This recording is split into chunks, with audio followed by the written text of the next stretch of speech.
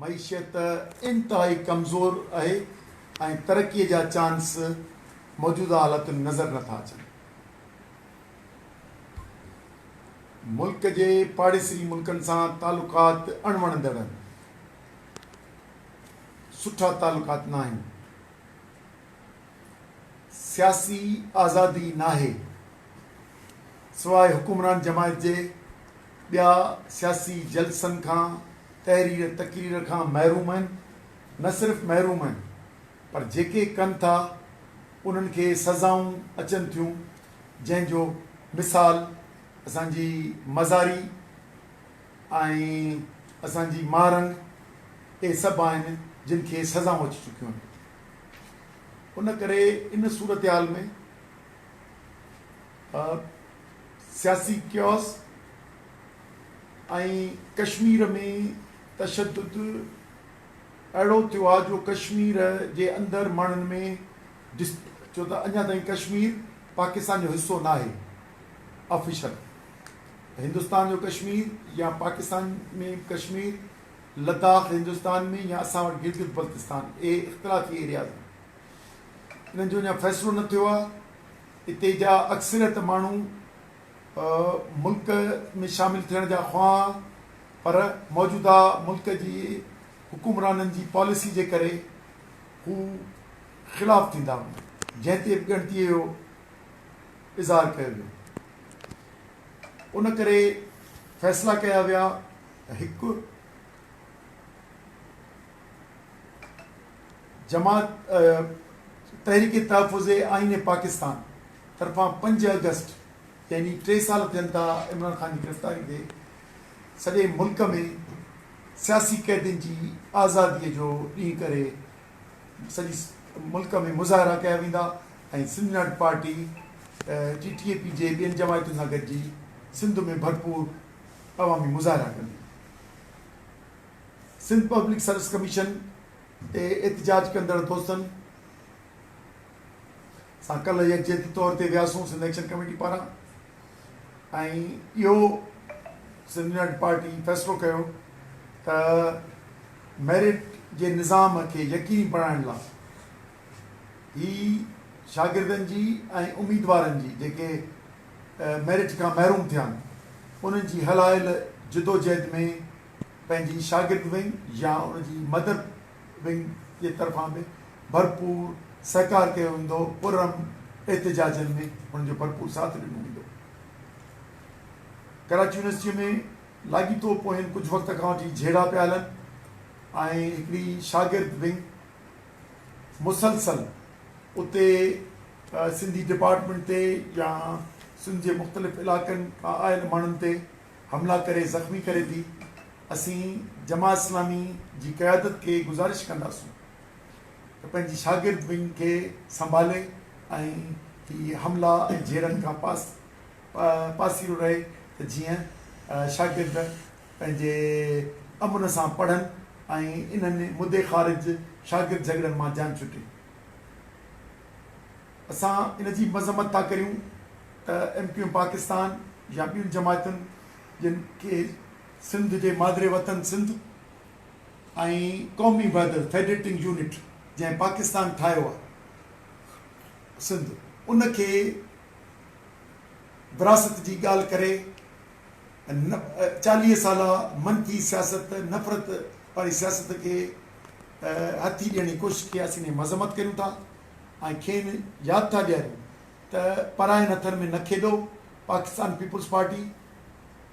ऐं MQM हमेशह सिंधी उर्दू ॻाल्हाईंदड़नि नफ़रत जी सियासत करे ऐं हिते झेड़ा कराया आहिनि। उन करे इन खां परे रहो त मुल्क न सिर्फ़ु सिंध में अमुन ते, बहितरी ते ख़ुशहाली अचे ऐं असांजो दारुल हुकूमत हुजे या असांजा ॿिया शहर या ॻोठ हुजनि त उन्हनि जी तरक़ी करे सघूं ऐं गॾिजी मुहबत सां रहूं। पाणीअ जो मामिलो इंतहाई ॻणतीअ जोगी सूरत हाल थी वई आहे, छो त हिन वक़्त ते असेंबली, सिंध असेंबली में बजट मां ऐं इमदाद जी सूरत में बजट मां सरप्लस जी शिकिल में ऐं इमदाद जी शिकिल में वफ़ाक़ खे पैसा ॾिना त पाणी जी स्कीमूं ठाहियो ऐं पाणी जी स्कीमूं छा पिया कनि, झेलम ऐं चनाब उन्हनि ते कैनाल ऐं डैम ठाहे पाणी सॼो सतलज जी चोलिस्तान जी एरिया में खणी पिया वञनि ऐं रावी सतलज जी कमांड एरिया, छो त रावी सतलज जी ज़मीन पाणी पाण वटि कोन्हे, हिंदुस्तान वटि आहे, उन में ऐं चोलिस्तान जे इलाइक़े में लखा एकड़, हीअं इब्तिदाई तौर ते 12 लख, अॻिते 60 लख एकड़ ताईं उते ज़मीन आहे। उते मुस्तक़बिल जा जेके बारानी ज़मीन आहे पंजाब जी, उनखे आबाद करण जूं स्कीमूं पिया ठाहिनि, ग्रेटर थल कैनाल ते हुजनि, चोलिस्तान कैनाल ते हुजनि,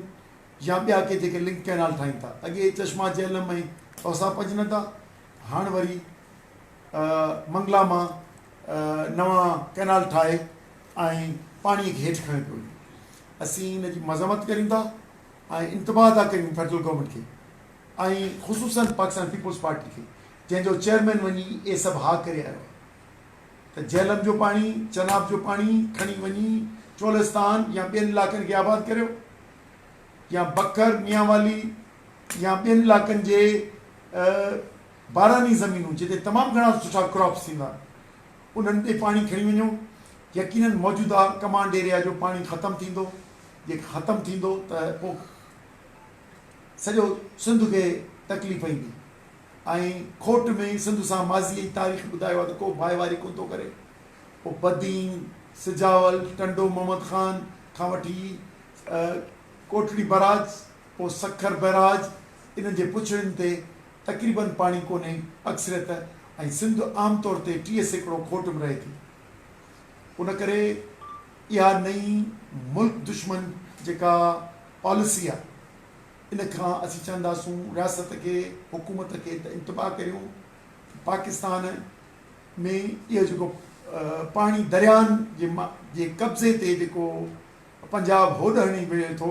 या फेडरल गवर्नमेंट उन ते स्कीमूं ठाहे थी, इन खां इज्तनाब करे ऐं पंहिंजनि नवनि कैनालनि, नवनि लिंक कैनालनि, नवनि डैमनि ठाहिण खां पासो करे ऐं असीं पाकिस्तान पीपल्स पार्टी जे हा करण, बिलावल ज़रदारी हा करण जी मज़म्मत कयूं था। पाणी अहिड़ो हसास मामिलो आहे जंहिंजे नतीजे में तव्हांखे हिकिड़ी ॻाल्हि ॿुधायां, खैरपुर जो ओभर जो इलाइक़ो, सांगड़, उमरकोट पूरो, सांगड़ जो ओभर वारो इलाइक़ो, खिपरो, सांगड़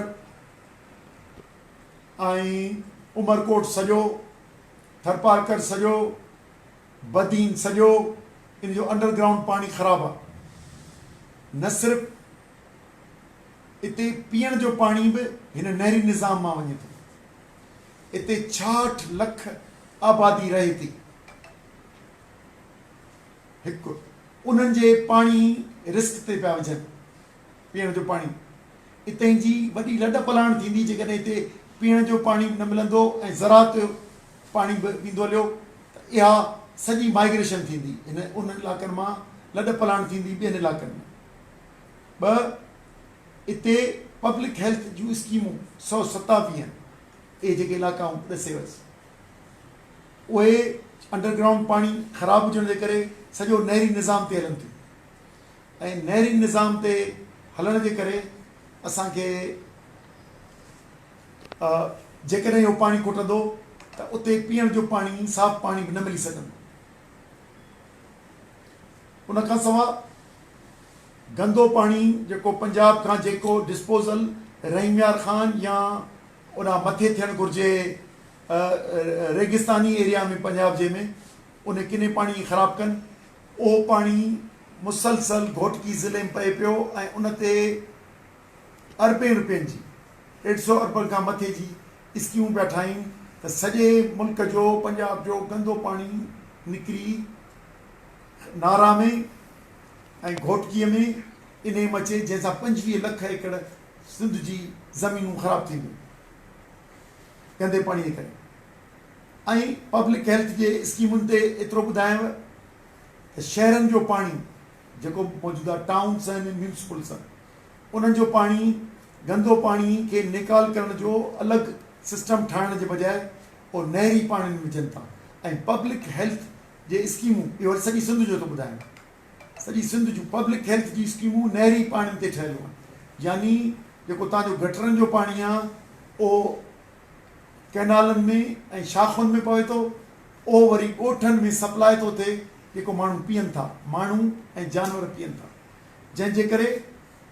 हिते कारी कामण तव्हां ॿुधी हूंदी बीमारी हेपेटाइटिस जंहिंखे चइबो आहे उन में गैर मामूली इज़ाफ़ो थियो आहे गुर्दनि जी बीमारीअ में गैर मामूली इज़ाफ़ो थियो आहे ऐं वधीक बीमारियूं ऐं चमड़ीअ जी बीमारियुनि में तेज़ी सां इज़ाफ़ो थी रहियो आहे इन ख़राबु पाणीअ जे करे जेको कुझु सालनि में अध खां वधीक सिंध जी आबादी इन्हनि बीमारियुनि मली वेंदी हींअर टियों हिसो तमामु वॾो आहे त उन में इन्हनि बीमारियुनि मली वेंदी त हीअ पीपलनि जी दावा त सिहत असां ते सिहत ते सुपरविशन जेको ॿुधाईंदा असां हेतिरा अरब रुपया ख़र्च करे चुका आहिनि पर अक़वाम मुतहिदा जे या ॿियनि बासूब इदारनि ॿुधायो आहे त सिंध जी हेल्थ में ही बीमारियूं किरंदड़ वधंदड़ ॿ हिते एड्स जी बीमारी जंहिंखे HIV चवंदा आहिनि उहा सिंध में गैर मामूली इज़ाफ़ो थी वियो आहे छो त नाकारा हेल्थ सिस्टम जेको रत जी सिरिंज या रत जी ट्रांसफ्यूजन जे ज़रिए या जिन्सी लाॻापे जे ज़रिए थिए थो इन्हनि जी असांजी नाक़िस सिहत जो बंदोबस्तु करण जे करे इहा बीमारी वधे पई तालीम अॻे ई 80 लख खां मथे ॿार ॿाहिरि आहिनि मजमूई तौर ते ॿियो आहे डेल्टा ॾे पाणी मुस्तक़िल वञणु घुरिजे न वञण जे करे असांजूं सॼी डेल्टा तबाह थी वई आहे टमर जा ॿेला तेज़ी सां ख़तमु थी रहिया आहिनि रिवरियन फॉरेस्ट जो तव्हांखे ख़ुदि ख़बर आहे जेके नदी वारा किनारनि जा ॿेला आहिनि उन्हनि जो तव्हांखे ख़बर आहे उन्हनि जो ॿेड़ो ॿुधल आहे 10% बि सॼी सिंध में न बचिया आहिनि ऐं पाणी न पवण जे करे पाणी जी इंट्रूजन थिए थी यानी ज़मीन जो पाणी हेठां समुंड जो वधे थो ऐं उहो सिजावल टुपण खां पोइ हाणे टंडे मोहम्मद ख़ान ताईं बि अची वियो आहे उहो गंदो पाणी हेठां जंहिंजे करे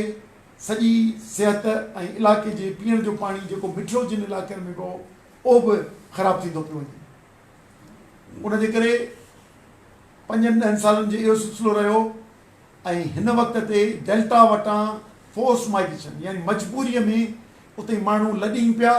या वरी बंदूकबाज़ हुननि खे लॾाइनि पिया त जीअं कोस्टल बेल्ट ते कब्ज़ो कजे ऐं माहीगीर जेके लखे माण्हू इन इलाइक़े में बदीन खां वठी ठटे कराचीअ ताईं कनि था उन ते कब्ज़ो करे ऐं ॿियूं कंपनियूं अची उन ते कारोबार कनि ऐं हिते जे माण्हुनि खे लॾाइनि उन करे असां इन पाणीअ जे मामले खे संजीदा वठंदे असां हींअर बि 26 ते तव्हां ॾिठो हूंदो सॼी सिंध में एहतजाज कयो सिंध यूनाइटेड पार्टी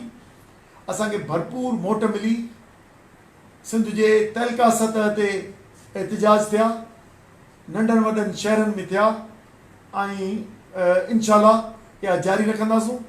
असीं ॿियनि सियासी जमायतुनि खे आबादगार तंज़ीमुनि खे चवंदासूं उहे पंहिंजे प्लेटफॉर्मनि तां सेमिनार एहतजाज रैलियूं कढी ऐं हिन तहरीक खे मज़बूत कनि अॻिते हली वरी को गॾियल अलायंस ठाहियूं सिंध यूनाइटेड पार्टी पंहिंजी जिदोजहद में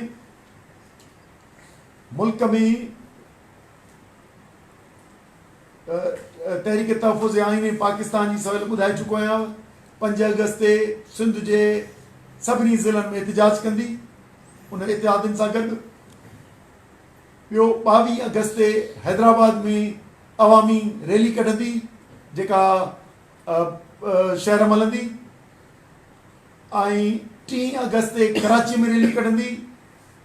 ऐं उन में नारो हूंदो सेव रिवर इंडस सिस्टम असांजो सिंधूअ जो जेको सिस्टम आहे जंहिंमें सिंधू दरिया चनाब झेलम ऐं काबुल नदी इहे सभु आहिनि असांजी सिंध जूं नदियूं आहिनि असांजो सॼे में हिसो आहे 42 सैकड़ो उन करे असां इन्हनि सभिनी ते डैम या कैनाल ठाहिनि था चवंदा पंजाब, छो त चनाब ऐं झेलम जूं ज़मीनूं सभु मौजूदा लिंक कैनालनि ते पियूं आबाद थियनि ऐं उन्हनि जो पाणी खयो पियो वञे। उन करे इहे रैलियूं कढंदासूं 22 ते हैदराबाद में, 30 ते कराची में ऐं 27 तारीख़ ते दुनिया जे नदियुनि जो आलमी ॾींहुं आहे, वर्ल्ड रिवर्स डे। त असीं रिवर इंडस सिस्टम खे बचाइण लाइ असीं उन ॾींहं ते सिंधु नदीअ जे बचाव जो ॾींहुं करे सॼी दुनिया में मल्हाईंदासीं। सॼी सिंध जे नंढनि वॾनि शहरनि में, सवें शहरनि में इहो एहतिजाजी मुज़ाहिरा ऐं रैलियूं निकिरंदियूं। 27 ते इस्लामाबाद में निकिरंदी, ॿियो मुल्क खां ॿाहिरि जिते बि असांजा यूनिट हूंदा उते निकिरंदी ऐं सिंध जे डायस्पोरा ऐं ॿाहिरिनि माण्हुनि खे चवंदासूं कैनेडा, अमेरिका, यूरोप या ॿियनि मुल्कनि में बि 27 सेप्टेम्बर खे जेको दुनिया जे नदियुनि जे आलमी ॾींहुं आहे उनखे सिंधु बचायो ॾींहुं करे मल्हायूं। इंशाअल्लाह इहो सिलसिलो जारी रहंदो। सिंध नेशनल पार्टी अगस्त ऐं सेप्टेम्बर जे महीने जे दौरान मुल्क जे अंदरि ऐं मुल्क जे ॿाहिरि जागरता मुहिम कंदी, मुख़्तलिफ़ नंढनि वॾनि शहरनि में वेंदी ऐं पंहिंजे सिविल सोसाइटी, ॻोठाणियूं कचहरियूं, क़ौमी कचहरियूं, बार एसोसिएशन्स ऐं अवामी मेड़ करे इन जे लाइ रायनामा ठाहींदी ऐं इंशाअल्लाह सेप्टेम्बर अक्टूबर में वॾा सियासी इज्तिमा थींदा। महिरबानी।